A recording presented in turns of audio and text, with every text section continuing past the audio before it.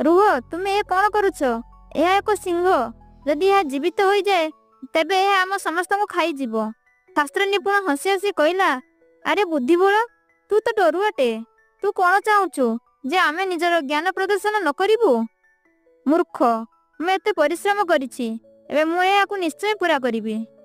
विद्यादान एवं ज्ञानसागर मध्य बुद्धिबल परिहास कले एवं ताको दुर्बल बोली कहले। बुद्धिबल बुझीगला जे सेमाने ता कथा मानिबे नाही। से कहले, ठीक अछि, जदि तुमको यह ही करिवार अछि तेबे मते अति कम गछ उपरको चढ़िबाकू दियो। तीन पंडित हसुथिले, किंतु बुद्धिबल शीघ्र पाखरे थिबा एक उच्च गछ उपरको चढ़ीगला। जेमिति बुद्धिबल सुरक्षित भावे गछ उपरे पहुंची गला, शास्त्र निपुण निजर मंत्र प्रण कला। पर मुहूर्तरे सेही सिंह जीवित हो गला। से गर्जन कला एवं निजर भयंकर आखिरे से तीन पंडित को देखिला। गोटे झटकार से तीन जन को मारी खाई गला।